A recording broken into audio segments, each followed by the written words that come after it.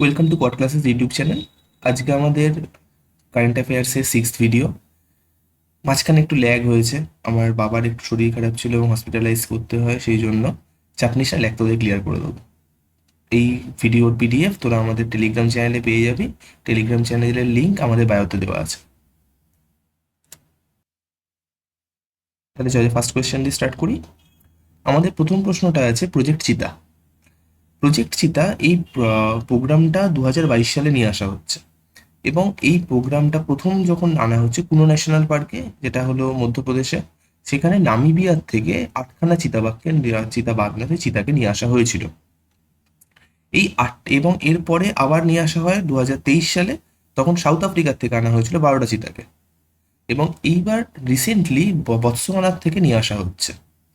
তাহলে আমাদের যে এখানে প্রথম স্টেটমেন্টটা রয়েছে যে 8খানা চিতাকে বতসোয়ানার থেকে নিয়ে আসা হচ্ছে, এটা আমাদের ট্রু স্টেটমেন্ট। সেকেন্ড যে স্টেটমেন্টটা, এদেরকে রিলোকেট করা হচ্ছে কোথায়, কুনো ন্যাশনাল পার্ক মধ্যপ্রদেশে, এটা আমাদের সঠিক স্টেটমেন্ট। সুতরাং আমাদের যে সঠিক অপশনটা হচ্ছে সেটা হলো option C, both statements are true. আচ্ছা, কুনো ন্যাশনাল পার্ক এটা আমাদের মধ্যপ্রদেশে অবস্থিত। এই কুনো ন্যাশনাল পার্ক কুনো নদীর তীরে, এবং যেটা চম্বলের ট্রিবিউটারি, এবং চম্বল ইনটা যমুনা ট্রিবিউটারি।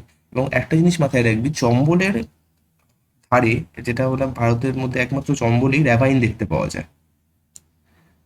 আচ্ছা, আমরা যেটা প্রথমেই বললাম যে নামিবিয়ার থেকে 2022 সালে প্রথমে নিয়ে আসা হয়েছিল 8খানাকে, তারপরে 12টাকে নিয়ে আসা হলো সাউথ আফ্রিকার থেকে 2023 সালে। এবং বর্তমানে কিন্তু এই যে প্রথম ব্যাচের যে চিতাগুলোকে আনা হয়েছিল, তারা ব্রিডিংও করেছে এবং তাদের বাচ্চাও হয়েছে। আর এখানে আরেকটা জিনিস জেনে রাখবি, সাইন্টিফিক নেম চিতার অ্যাকিনোনিক্স জুবাটাস। প্রজেক্ট চিতা এটাকে লঞ্চ করা হচ্ছে 2022 সালে, এবং এর ইমপ্লিমেন্টিং এজেন্সি ছিল ন্যাশনাল টাইগার কনজারভেশন এজেন্সি। ভারতে চিতা এক্সটিংক্ট হয়ে গেছিল, মানে আমাদের এত কোচিং আমরা করেছিলাম, আমরাও করেছিলাম, ব্রিটিশরাও করেছিল, করে নিয়ে 1952 সালে ভারতের থেকে এটাকে পুরো বিলুপ্তই করে দিল। এবং তার আফ্রিকান চিতা এটা অলরেডি ভালনারেবল স্ট্যাটাসে রয়েছে, এবং এশিয়াটিক চিতা যেটা ভারতে পাওয়া যেত, সেই এশিয়াটিক চিতা এখন ক্রিটিক্যালি এন্ডেঞ্জার্ড। এছাড়া যে প্রজেক্টগুলো আমাদের সিমিলার টাইপের রয়েছে, সেগুলোর মধ্যে প্রজেক্ট টাইগার, যেটা 1973 সালে লঞ্চ করা হয়েছিল, প্রজেক্ট এলিফ্যান্ট 1992 সালে, প্রজেক্ট স্নো লেপার্ডস এটাও আমরা রিসেন্টলি কিন্তু নিউজের মধ্যে দেখেছি, যেটা 2009 সালে লঞ্চ করা হয়েছিল।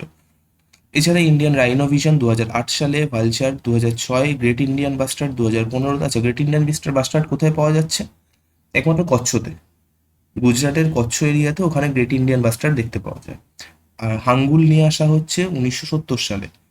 হাঙ্গুল হলো কাশ্মীরি যে হরিণগুলো, সেগুলোকে।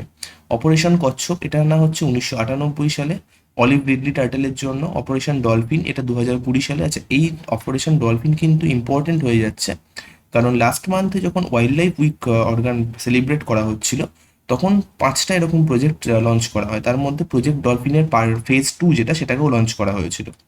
এছাড়া প্রজেক্ট স্লথ বিয়ার এবং প্রজেক্ট ঘড়িয়াল এটাও 2025-এর ওই আগের মাসে ফার্স্ট উইকে, যখন world wildlife week celebrate করা হচ্ছিল, তখন নিয়ে আসা হয়। আমাদের নেক্সট প্রশ্ন প্রবাসী পরিচয় 2025-কে রিলেটেড। প্রবাসী পরিচয়ের এই যে প্রোগ্রামটা, এটা সৌদি আরবের যে ভারতীয় দূতাবাস, সেখান থেকে প্রতি বছর অর্গানাইজ করা হয়। ওখানকার যারা ভারতীয়রা রয়েছে, তাদের যে অ্যাসোসিয়েশনগুলো, তাদের সঙ্গে পার্টনারশিপে। সুতরাং আমাদের যে প্রথম স্টেটমেন্টটা হচ্ছে যে এটা ইন্ডিয়ান এম্বাসি সৌদি আরব থেকে এটাকে অর্গানাইজ করা হচ্ছে রিয়াদে। সেকেন্ড স্টেটমেন্ট সেকেন্ড এডিশন, এটা এটা কিন্তু সেকেন্ড এডিশন নয়, 2023 থেকে চালু হচ্ছে, এবং এটা থার্ড এডিশন। সুতরাং এই সেকেন্ড স্টেটমেন্টটা আমাদের ভুল। এবং এই যে অনুষ্ঠানটা হয়েছিল, এখানে গীতা মহোৎসব বলে একটা সাংস্কৃতিক অনুষ্ঠান হয়েছিল, যেরকম আমাদের বিজয় সম্মেলনী হয়ে থাকে, তো সেই গীতা মহোৎসব এবারে হোস্ট করা হচ্ছে, এটাও এখানে বলা হচ্ছে। সুতরাং আমাদের যে থার্ড স্টেটমেন্টটা, এটাও সঠিক স্টেটমেন্ট। সুতরাং আমাদের সঠিক অপশনটা হবে অনলি 1 and 3 কারেক্ট। এই প্রবাসী পরিচয় যে প্রোগ্রামটা হয়েছিল, এটা যেরকম আমি আগেই বললাম যে এটা ভারতীয় এম্বাসিতে হয়েছিল রিয়াদে।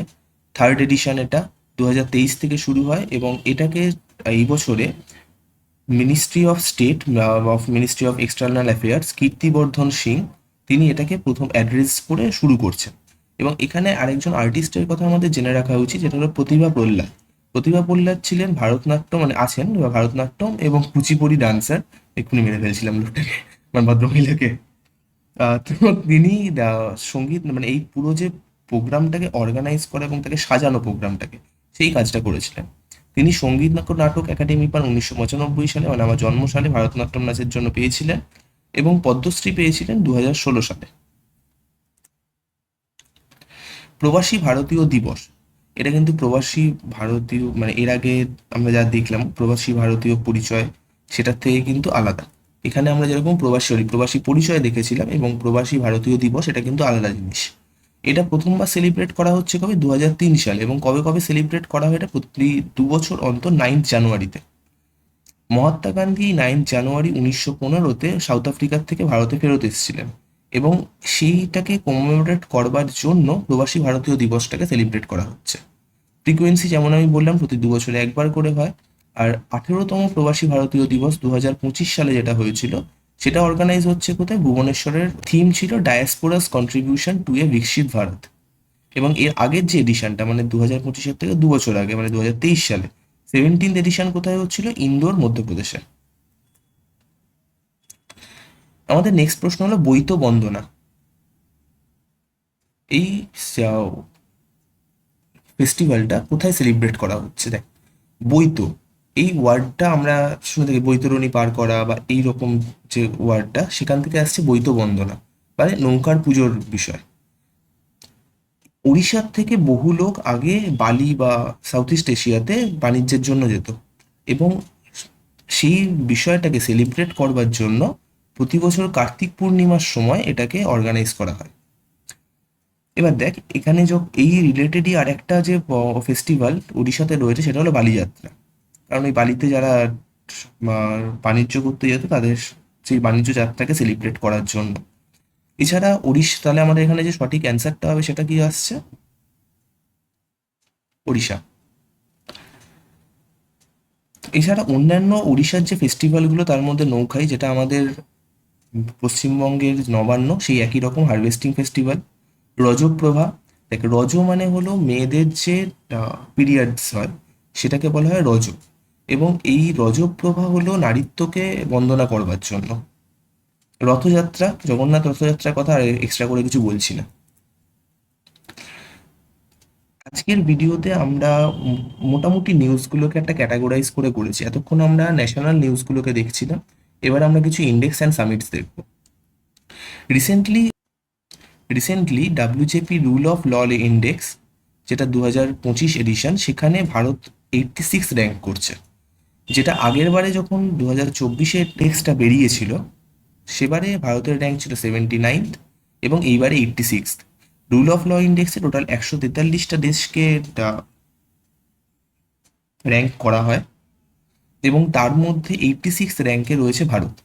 এছাড়া আর ভেনিজুয়েলা সবচেয়ে খারাপ র্যাঙ্ক করেছে, এবং তার চেয়ে বেটার মানে জাস্ট পেনাল্টিমেট প্লেসটা নিয়েছে আফগানিস্তান। সুতরাং আমাদের এখানে যে দুটো স্টেটমেন্ট রয়েছে, দুটোই সঠিক হয়ে যাচ্ছে, এবং আমাদের যে সঠিক অ্যান্সারটা সেটা হলো option A, statement 1 and 2 correct. World justice project বা ডাব্লিউজেপি, এরা এই ইন্ডেক্সটাকে লঞ্চ করছে। টোটাল 143টা দেশকে এরা র্যাঙ্ক করছে, যেরকম আমি আগেই বললাম। এবং ইন্ডিয়ার র্যাঙ্ক এবার 86, প্রিভিয়াস র্যাঙ্কিং ছিল 79th। টপ যারা র্যাঙ্ক করছে সেগুলো হলো ডেনমার্ক, নরওয়ে, ফিনল্যান্ড, সুইডেন। এবং সবচেয়ে খারাপ র্যাঙ্ক করছে কারা, আফগানিস্তান এবং ভেনিজুয়েলা। সবচেয়ে খারাপ ভেনিজুয়েলা, তার চেয়ে একটু বেটার আফগানিস্তান। তো যদি ম্যাপে দেখিস, এখানে যে দেশগুলোতে কোনো রকম কালার দেওয়া নেই, এই দেশগুলো হলো যাদেরকে র্যাঙ্ক করা হয়নি। এবার যেগুলো যতটা ডিপ ব্লু শেডে যাচ্ছে, তত সেই দেশটার বেটার পারফরমেন্স রয়েছে। যেমন তোর এখানে কানাডা দেখতে পাচ্ছিস, এখানে নরওয়ে, ফিনল্যান্ড, সুইডেন, এগুলোকে দেখতে পাচ্ছিস। আর সবচেয়ে খারাপ কি, এই যে এখানে আফগানিস্তান বা ইরান, এই দেশগুলো এখানে, বা এখানে ভেনিজুয়েলা, এই দেশগুলো সবচেয়ে খারাপ পারফর্ম করেছে। World summit for social development, এটাকে নিয়ে আমাদের নেক্সট স্টেটমেন্ট বেসড কোয়েশ্চেনটা। World summit for social development, এটা এর সেকেন্ড এডিশন ছিল, এবং সেই সেকেন্ড এডিশনটা কোথায় হচ্ছে, দোহাতে। দোহা, কাতারের। প্রথম এডিশন তাহলে কোথায় এসেছিল, প্রথম আমাদের মাইন্ডে যে প্রশ্নটা আসছে, এটা হলো কোপেনহেগেন। কোপেনহেগেন কোথায়, ডেনমার্কে। সেটা হয়েছিল 1995 সালে। এবং আমাদের মন্ত্রী মনসুখ মান্ডাভিয়া, ইনি এইবারে ভারতকে রিপ্রেজেন্ট করছেন এই সামিটটাতে। তাহলে আমাদের যে স্টেটমেন্টগুলো রয়েছে সেগুলোকে যদি আমরা দেখি, প্রথম স্টেটমেন্ট হলো ডক্টর মনসুখ মান্ডাভিয়া রিপ্রেজেন্ট করছেন second world summit for social ডেভেলপমেন্টে কাতারের দোহাতে। সুতরাং এই স্টেটমেন্টটা কারেক্ট। সেকেন্ড স্টেটমেন্ট কি রয়েছে, এর প্রথম সামিটটা হয়েছিল কোথায়? ডেনমার্কের কোপেনহেগেনে 1995। আবার আমার স্যারের বার্থ ইয়ারটা চলে এসছে। ইউএন জেনারেল অ্যাসেম্বলি এই টোটাল প্রোগ্রামটাকে অর্গানাইজ করছিল। সুতরাং এই স্টেটমেন্টটাও সঠিক, এবং তাহলে আমাদের যে সঠিক অ্যান্সারটা হচ্ছে সেটা হলো option D, all are correct. World summit for social development, যেরকম আমি বললাম প্রথমবার হয়েছিল ডেনমার্কের কোপেনহেগেনে, এবারে হচ্ছে কাতারের দোহাতে। 150খানা পার্টিসিপেটিং কান্ট্রি ছিল, এবং এদের মূল এজেন্ডাটা হলো সাস্টেনেবল ডেভেলপমেন্ট গোল, যেগুলো 2030-এ টার্গেট সেট করা হয়েছিল, সেই টার্গেটগুলোকে যাতে বেটার ফুলফিলমেন্ট করা যায় তার জন্য প্ল্যানস রাখা, বা এই মনিটরিংটা দেখা যায় কতটা অবধি এখন অবধি প্রোগ্রেস হলো, এবং এরপরে কতটা আরও ফাস্ট পেসটাকে আরও বেটার করতে হবে। এবং আগের বারে যখন কোপেনহেগেনে হয়েছিল তখন কোপেনহেগেন ডিক্লারেশন সাইন হয়েছিল, এবং এবারে হচ্ছে দোহা ডিক্লারেশন। দোহা ডিক্লারেশনের মেন যে আউটকামসগুলো এসছে সেগুলো এখানে দেখ 10খানা পয়েন্ট আছে। অত কষ্ট করে মনে রাখবি না, মেনলি মনে রাখবি 3টে পি 3টে এস। 3টে পি কি কি আসছে? পভার্টি, যেরকম আমাদের প্রথম স্টেটমেন্টটা দিয়ে আমরা দেখতে পাচ্ছি, পভার্টি, প্রোটেকশন, আরেকটা পি কি আসছে? পার্টনারশিপ। আর 3টে এস কি কি? Social inclusion, services, sustainable job. Social inclusion, services and sustainable jobs. এই 3টে মানে 6টা পয়েন্টকে মনে রাখ, এনাফ। ওটা দিয়ে অ্যান্সার করে দিতে পারবি যদি এটার থেকে ইন ডিটেল কোনো কোয়েশ্চেন আসে। আচ্ছা, আমাদের সাস্টেনেবল ডেভেলপমেন্ট গোলসগুলো টোটাল 17টা গোলস, এবং এগুলোকে অ্যাডাপ্ট করা হচ্ছে কবে? 2015 সালে। টার্গেটগুলোকে অ্যাচিভ করবার ইয়ার হচ্ছে 2030। এখানে একটু ভিডিওটাকে পজ করে নিয়ে সাস্টেনেবল ডেভেলপমেন্ট গোলসগুলোকে দেখবি, দেখলেই মোটামুটি বুঝতে পারবি। এবং এটা আমাদের হয়তো এমসিকিউ বেসড পরীক্ষাগুলোতে খুব একটা কাজে লাগবার নয়, বা লাগতেও পারে, কোয়েশ্চেন কখনো অ্যারাইজ করতেই পারে। তবে এটা আমরা যখন ডেসক্রিপটিভ লিখবো, এই সাস্টেনেবল ডেভেলপমেন্ট গোলসগুলো যথেষ্ট ইউজফুল হবে। নেক্সট হলো আমাদের কিউএস, ওয়ার্ল্ড ইউনিভার্সিটি র্যাঙ্কিং 2026। এটা অনুযায়ী মূলত ভারতের এবারে একটা খুব সুন্দর পারফরমেন্স করেছে। 54টা ইউনিভার্সিটি এই লিস্টে র্যাঙ্ক করেছে, যেটা এই প্রথমবার, এবং এটা রেকর্ড বানালো ভারত। এছাড়া এবং এটা করবার ফলে ভারত 4th প্লেসে চলে এলো, মানে যতগুলো তাদের যে কোনো দেশে যতগুলো বেশি সংখ্যক ইউনিভার্সিটি এই র্যাঙ্ক ক্লিয়ার করেছে এই লিস্টে, তাদের মধ্যে 4th চলে এলো। ইউকে, চায়না এবং ইউএসএ, এরা 3জন আগে অলরেডি রয়েছে। ফার্স্ট প্লেসে USA, then UK and China. এবং বর্তমানে ভারত 4th প্লেসে রইল, যাদের সবচেয়ে বেশি ইউনিভার্সিটি এই লিস্টের মধ্যে রয়েছে। ভারতের মধ্যে সবচেয়ে ভালো র্যাঙ্ক করেছে আইআইটি দিল্লি, এবং এশিয়ার মধ্যে সবচেয়ে ভালো র্যাঙ্ক করেছে ইউনিভার্সিটি অফ হংকং। তাহলে আমরা এবার স্টেটমেন্টগুলোকে দেখি। প্রথম স্টেটমেন্টে বলা হচ্ছে এই র্যাঙ্কিংয়ে আইআইটি দিল্লি ভারতের মধ্যে লিডিং ইউনিভার্সিটি হিসেবে আসছে, এবং তারা 123rd প্লেস নিচ্ছে গ্লোবালি। সেকেন্ড স্টেটমেন্টে কি বলছে? ভারতের মধ্যে টোটাল 54টা প্লেস ভারতের ইউনিভার্সিটিগুলো এই গ্লোবাল লিস্টের মধ্যে পাচ্ছে, এবং ইউনিভার্সিটি অফ হংকং এটা এশিয়ার বেস্ট ইউনিভার্সিটি হিসেবে প্রকাশ পাচ্ছে। সুতরাং এখানে 3টে স্টেটমেন্টই কারেক্ট, এবং আমাদের সঠিক অ্যান্সারটা হলো option D, all statements are correct. তো এশিয়ার মধ্যে র্যাঙ্ক 1 যেরকম বললাম ইউনিভার্সিটি অফ হংকং। ওয়ার্ল্ডের মধ্যে র্যাঙ্ক 1 হলো Massachusetts institute of technology, USA, যেটা বা এমআইটি যেটাকে বলা হয়। India 4th most represented country, এবং এই যে র্যাঙ্কিংটা এটাকে প্রকাশ করছে কোয়াকারেলি সাইমন্স বা কিউএস। ভারতের মধ্যে যদি আমরা র্যাঙ্কিংটা দেখি, 123 নম্বর প্লেসে রয়েছে আইআইটি দিল্লি, 129-এ রয়েছে আইআইটি বোম্বে, এবং 180-তে রয়েছে আইআইটি মাদ্রাস। নেক্সট হলো কোপ 30, ইউএনএফসিসিসি বা ইউএনএফসিসি। এদের কোঅপারেশন অফ পার্টিজ, বা sorry conference of parties 30th edition, সেটা কোথায় হচ্ছে? ব্রাজিলের বেলেম শহরে। সুতরাং আমাদের সঠিক অ্যান্সারটা হবে অপশান এ, ব্রাজিল। COP30, এই কপ প্রথম স্টার্ট হচ্ছিল কবে? 1992 সালে, আর্থ সামিট যেটা, সেখানে এটাকে অ্যাডপ্ট করা হচ্ছে, রিও ডি জেনেরোতে হচ্ছে, এবং সেটাও ব্রাজিলের মধ্যেই পড়ছে। 198টা টোটাল মেম্বার কান্ট্রিজ এখানে জয়েন করেছিল, যেটা অলমোস্ট সবকটা দেশকে কভার করছে। এবং প্রথমবার এটা অ্যাডপ্টেড হচ্ছে 1994-তে, এবং প্রথম যে কনফারেন্স অফ পার্টিজ হচ্ছে সেটা জার্মানির বার্লিনে হচ্ছে 1995 সালে। আবার এবারে আজকে টোটাল কারেন্ট অ্যাফেয়ার্সের ভিডিওতে 3 নম্বর বার আমার জন্মসাল এলো। মেম্বার কান্ট্রিজ যেরকম বললাম 198টা। ইউএনএফসিসিসি এটাকে অর্গানাইজ করছে। ফুল ফর্ম হলো United Nations framework for convention on climate change. এই বছর মানে 30th যে এডিশনটা হচ্ছে, সেটা হচ্ছে কোথায়? ব্রাজিলের বেলেমে। এর আগে 29 নম্বরটা হয়েছিল আজারবাইজানের বাকু, এবং তার আগেরটা হয়েছিল দুবাইতে। কোন দেশ প্রথমবারের জন্য স্মোকিং এর ওপরে ব্যান আনছে? এবং অ্যান্সারটা হলো মালদ্বীপস। আর ওয়ার্ল্ড নো টোব্যাকো ডে 31 মেতে। আচ্ছা, আমরা যদি মালদ্বীপস দেশটাকে দেখি, এটা হলো আমাদের ভারতের মেন ভূখণ্ড, এবং তার নিচে এখানে শ্রীলঙ্কা, এখানে লাক্ষাদ্বীপ, মিনিকয়, এবং তারপরে 8 ডিগ্রি চ্যানেল, এই যে 8 ডিগ্রি চ্যানেল, এখান দিয়ে সেপারেট হয়ে যাচ্ছে মালদ্বীপস। আর আরেকটা জিনিস কি না, লাক্ষাদ্বীপ এবং মিনিকয়ের মাঝখানে যাচ্ছে 9 ডিগ্রি চ্যানেল। এই যে এখানে মালদ্বীপস রয়েছে। মালদ্বীপস একটা মেনলি আইল্যান্ড নেশন। ক্যাপিটাল হচ্ছে মালেতে। কারেন্সি মালদ্বীপিয়ান রুফিয়া। আর বর্তমানে প্রেসিডেন্ট মোহাম্মদ মুইজু। আরেকটা জিনিস, মালদ্বীপসের global tourism ambassador Katrina Kaif. এবার আমরা কিছু অ্যাপয়েন্টমেন্টস দেখে নেবো। সিজিডিএ, দেখবি তোরা সিজিএল এর যখন নোটিফিকেশন আসে, সিজিডিএ এর একটা মানে অডিটরের পোস্ট থাকে। তো সেই সিজিডিএ হিসেবে কাকে অ্যাপয়েন্ট করা হচ্ছে? Controller general of defence accounts. সঠিক অ্যান্সার হলো শ্রী বিশ্বজিৎ সহায়। এনার আগে সিজিডিএ ছিলেন আর কে অরোরা, এবং এটি মিনিস্ট্রি অফ ডিফেন্সের আন্ডারে কাজ করে। মেনলি এদের কাজ হলো মিনিস্ট্রি অফ ডিফেন্সকে অ্যাডভাইস করা। আর বর্তমানে আমাদের ডিফেন্স মিনিস্টার জানিস রাজনাথ সিং।